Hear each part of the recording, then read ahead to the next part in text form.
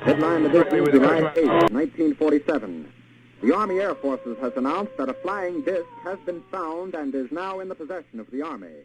Army officers say the missile found...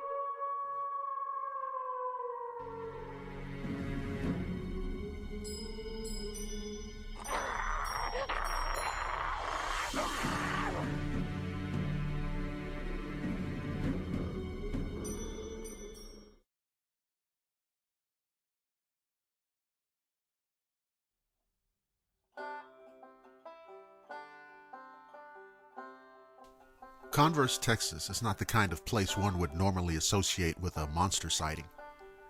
The town, while small, it encompasses only 6.3 square miles, is now densely populated and heavily developed. Sitting only 15 miles to the northeast of downtown San Antonio, it has become hard to discern where Converse ends and the Alamo City begins. It's known for many things these days: great Mexican food, the Judson High School Rockets football team, and Randolph Air Force Base, to name a few. Converse, however, was not always so developed and civilized. Like most of Bexar County, it was once not much more than arid plains, rocks, cactus, and chaparral scrubland. Such lonesome country often holds secrets. The area that was to become Converse is no exception. It's said that back in the mid to late 1800s, a rancher moved on to a plot of land near what is now Converse. The man was a rugged sort who had grown up in true pioneer fashion. Some versions of the tale suggest he was a military combat veteran who moved to the area in an effort to put the horrors of the Civil War behind him and live out his days quietly on the South Texas plains. This man had a son who was something of a disappointment to him. The boy was frail, bookish, and preferred studying to wrangling and hunting. This frustrated the old rancher to no end, and he decided to, quote, make a man out of the boy. To this end, the rancher decided to send his son out hunting. He hoped that the boy would take a liking to the sport and, after making his first kill, would prefer the more manly activity of hunting to that of reading and studying all day. The old man put a long gun in the boy's hands and instructed him to go out and shoot a deer. The family needed meat after all. He directed the boy to hunt a heavily wooded area along a creek called Skull Crossing. The boy was reluctant at first and resisted. One way or the other, he was finally coerced into going. The old rancher watched with high hopes as his son walked away from the homestead toward the woods. The old man would soon be disappointed, however, as his son returned a few hours later empty-handed. When chastised for returning without any game, the boy told his father that he left the area out of fear, as he had spotted and been stalked by a monster resembling a werewolf. The father immediately dismissed this wild story and cajoled his son into returning to the area to finish the hunt. The boy did not want to go, but his father left him no choice. Trembling and fearful, the boy trudged back out to the ominously named area of Skull Crossing. Little did the old rancher know it would be the last time he would see his son alive. Hours passed, and darkness began to fall. The old man, the story goes, began to worry and have second thoughts about sending his inexperienced son out into the woods alone. While he hoped the reason the boy had not returned was because he had yet to make a kill, he began to have a sinking feeling deep in his gut that something was wrong. Deciding not to wait any longer, the rancher rounded up some neighbors and they made their way toward the wooded area near Skull Crossing in search of the boy. What they found upon arriving there is the stuff of nightmares. The search party happened upon a monstrous, hairy creature hunched over the body of the rancher's son. The beast was in the act of ravenously devouring the boy when discovered. The men got off a few shots at the monster, but it bounded away at lightning speed. The werewolf, as it was dubbed, was described as standing between 8 and 9 feet tall, covered in dark hair or fur. Members of the search party described it as being some kind of unholy combination between a wolf and a man. The old rancher was understandably devastated by the death of his boy. He blamed himself for not believing his son's story and believed he sent him out to his doom by forcing him to return to Skull Crossing to complete his hunt. The versions of the tale I've generally heard say that the rancher died shortly thereafter. Some versions say he had become reclusive, refused to eat, and wasted away. Others say that he committed suicide by setting fire to his own home and burning up. Either way, it was a sad end all the way around. Did this event actually occur? You won't find any old newspaper accounts documenting the incident. I've looked and came up empty. Somehow, though, the tale has lived on for more than a century. Should the story be dismissed as an old campfire story? A myth?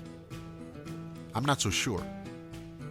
There are similar stories involving werewolves and other hairy-covered monsters that live on in the folklore of the region. The story of the Wild Woman of the Navidad, Bear King of Marble Falls, the legend behind Woman Hollering Creek, the Hairy Man of Round Rock, and the mysterious limestone carving dubbed the Cleo Face, all allude to old tales of beasts of similar appearance. Of course, much folklore has a basis in truth. It's possible that the legend of the Converse werewolf has its genesis in an actual event. Some believe that if a young boy was killed near Skull Crossing, it was likely the result of an attack by an animal, much more mundane than a werewolf. That's fair enough, but it fails to take into account the description given by the men who spied the beast. The animal was described as bipedal, covered in hair, 8 to 9 feet tall, and lightning fast. Whatever the animal was, it was not a mundane member of the local fauna. In fact, the description attributed to the animal, if given today, would immediately bring to mind images of what is now known as Dogman, or even the Sasquatch. Many Bigfoot enthusiasts seek to dismiss the idea that the Converse werewolf might have been a wood ape. No doubt this is because of the alleged death of a human being at the hands of the said beast. Others are not so quick to dismiss the possibility that a Sasquatch is the villain behind the legend. Most who entertain the idea that the North American wood apes might exist speculate that their diet is likely similar to that of black bears. Black bears do subsist mainly on plant matter, berries, roots, and nuts, to name just a few. Black bears also indulge in eating insects, grubs, birds, and mammals when the opportunity presents itself. While rare, black bears do occasionally hunt humans for the express purpose of devouring them. If wood apes exist, and if their diet is indeed similar to that of black bears, then it would not be out of the realm of possibility that a hungry Sasquatch might take advantage of a situation where there was an easy meal to be had. Admittedly, this is contrary to the behavior most often reported by witnesses who claim to have seen Bigfoot. Most witnesses report that these creatures, once they realize they've been spotted, simply retreat back into the forest and make themselves scarce. It must be acknowledged, though, that tales of cannibalism and abductions have been associated with these creatures since time immemorial. Many Native Americans feared Sasquatches and believed they would snatch a wayward member of the tribe when given the opportunity. One simply cannot, in my view, use ancient Native American tales as supporting evidence that the Sasquatch is real, while ignoring the other details of the legend. People continue to disappear in the wild places of North America to this day, some under very odd circumstances. Many are never found. Most, no doubt, simply get lost and die of exposure, dehydration, etc. Others are likely the victims of foul play, of the very human variety. Could a small minority of the missing be victims of abduction at the hands of Sasquatch? The legendary accounts of Albert Osman, Mushalat Harry, along with the First Nations legends, suggests it's at least a possibility. The story of the Converse werewolf is slowly fading away now. Sophisticated suburbanites have little time for such tales. As the years pass, fewer and fewer South Texans hear of the legend.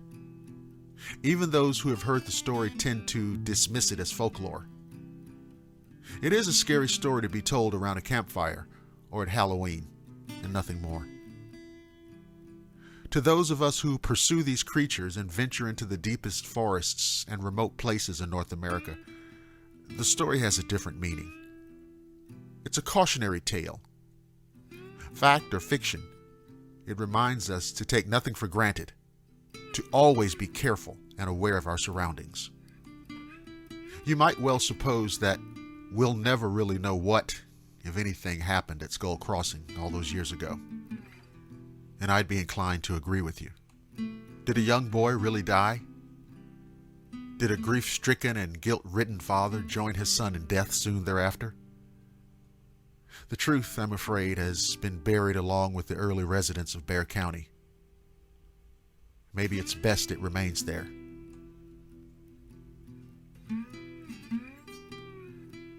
Thank you for listening to the Shadowland radio show. If you're listening on the Blackwater Media YouTube channel, don't forget to like, subscribe, and share.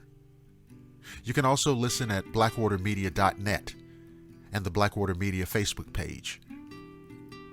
I'm Dr. William Lester, and I promise to see each and every one of you again on the flip side.